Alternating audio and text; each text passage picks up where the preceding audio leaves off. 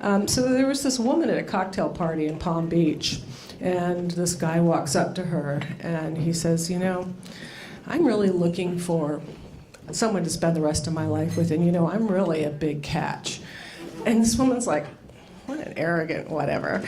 And she says, well, why do you think you're such a great catch? You know, you're kind of dressed in old worn out jacket, and you've got the leather on the arms, and good Lord, those shoes must be 20 years old. He goes, don't worry. He goes, you know, in a few years, I'm going to be worth $50 million, and I'm going to be a great catch. And she says, well, okay, fine, and walks away. 3 weeks later, his father calls and says, you know, I met this really attractive woman, and I'm madly in love with her, and I think I'm going to marry her. And he goes, who is it? And he said, oh, it's so-and-so. She's a real estate agent. He goes, what?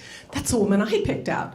They end up getting married. And do you know what the moral of the story is? If you don't do your financial planning ahead of time, somebody else will do it for you. All right, so that's my clean joke. It was really hard to come up with one. I want to thank the gentlemen that are hiding on the sides of the room in here, because they really help support this event every year, because the yacht club keeps getting more and more expensive. And let's give them a hand of applause, please. And there should be a list in there of all the different sponsors that certainly have helped us out through the years in making sure we have deferred expenses, and they also help with all the lady speakers too, particularly in the financial area. I'm proud and honored that you are here with me to learn, listen, and participate in all things that are changing in the world. So this year there's a theme, believe it or not. I always, throw all these things out, and then I have to come up with something that connects things and people together. And Nola just walked in. Yay! Hi, Nola. And the theme is coalescence. And because we've had an unbelievable year of divisiveness and disruption, I thought it would be a good word to think about today, to try to change the dialogue. We're going to be talking about all kinds of topics, everything from brain health in a few minutes to sex health, to things that could make you unhealthy and things that will make you stronger, live longer, and be healthy.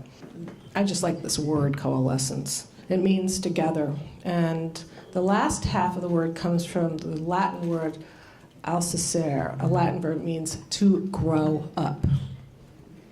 I find myself in situations in Silicon Valley needing to have a sense of humor quite frequently, particularly having just started the Silicon Valley Women Corporate Directors Group with 2 other lovely women. Change, being a change agent, not just with yourself, but everything that's around you in the world is really important. Everybody has control over not just their mind, but their emotions, which you're going to find out about.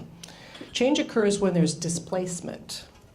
And we're starting what's called, and I've talked about this before, the 4th economic revolution. We need to understand the context, not only from economics, science, and the biological revolution that's starting to occur right here in San Francisco all over again.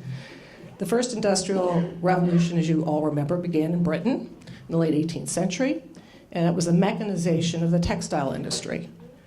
Tasks previously done laboriously by hand in hundreds of weavers' cottages was brought together in a single cotton mill, and the factory was born. The second industrial revolution came in the early 20th century, when Henry Ford, of course, mastered moving assembly lines and ushered in the age of mass production. The first 2 industrial revolutions made people richer and more urban. And if you remember, there was a lot of displacement, which is what's happening now, because we did, in fact, enter what I call the 3rd revolution. And that's where electronics and information technology automate production.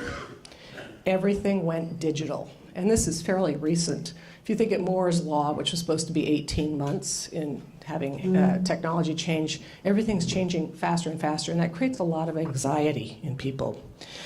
The 3D printer can run unattended. It can make things which are too complex for a traditional factory to handle. And in time, these amazing machines may be able to make almost anything anywhere, from in your garage to an African village.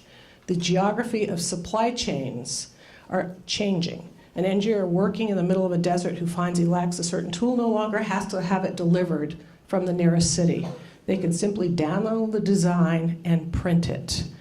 So stop and think about what that means. You've got water problems or electrical problems. And we're solving problems much quicker, actually, in third world countries than we are in our own transportation problems and old engineering that we have here. New materials, and we know this, are lighter, stronger, and more durable than the old ones. Carbon fiber is replacing steel and aluminum in products ranging from airplanes to mountain bikes.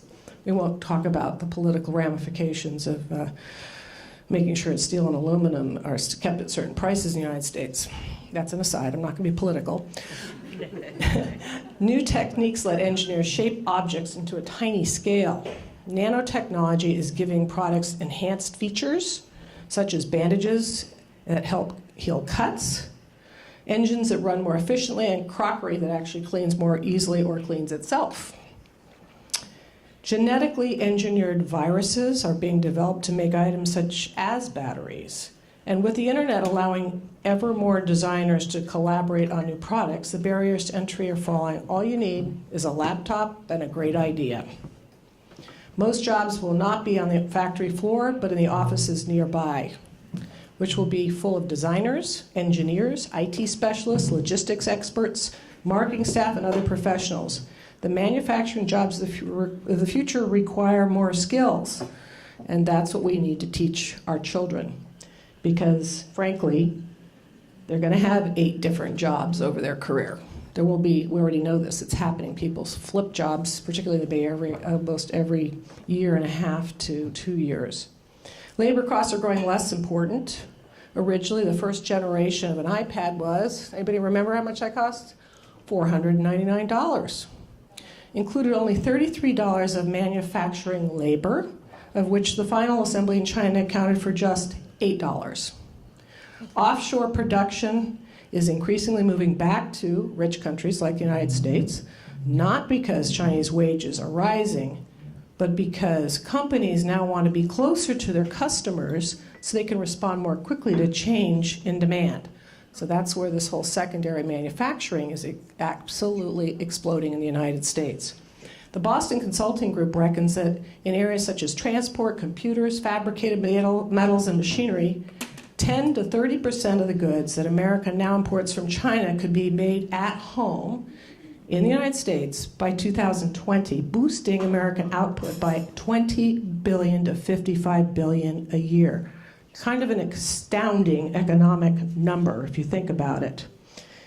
So what do you think will be the impact of Industry 4.0?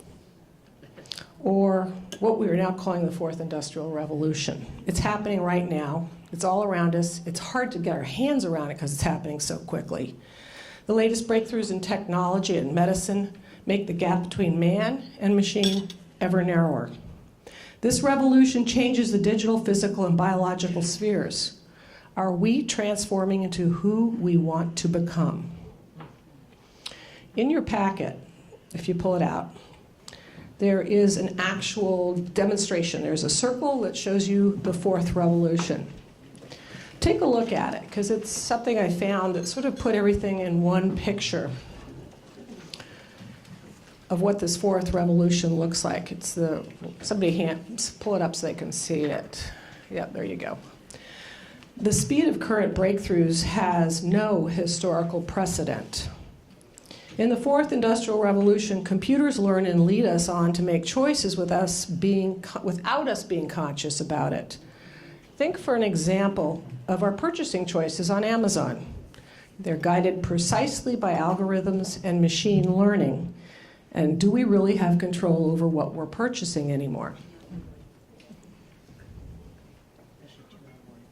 This fourth industrial revolution will change not only what we do, but also who we are. It will affect our identity and all the issues associated with our sense of privacy or not, our notions of ownership, our consumption patterns, the time we devote to work and leisure, and how we develop our careers, cultivate our skills, meet people, and nurture relationships. That's one of the reasons I wanted you to all turn off your phones. It is already changing our health and leading to quantified self. Every time you walk around and you've got that app on there seeing how many steps you took today, all that information is being used somewhere out in the net. And sooner than we think, it may lead to human augmentation. Generations of today and tomorrow need to become versed in abilities such as empathy, imagination, creativity, and the key to develop these abilities in a lifelong education that is not only interdisciplinary, cross-functional, cross-industry, and cross-cultural. But we have to look at the positive sides. I know that's one of the things, we're going to have some things that you're going to learn about today that are going to sound a little scary, but I want you to think about, are they really scary? You need to embrace change and not be fearful. We can lift humanity into new collective and moral consciousness based on a shared sense of destiny.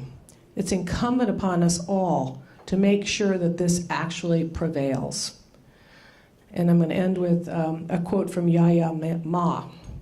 He makes it very clear, quote, "It's not enough to outsource culture to the artists and musicians and receive it as a passive audience. We must engage the full spectrum of human understanding. And every one of us needs to participate in strengthening our cultural resources all the time." That's my introduction for the day.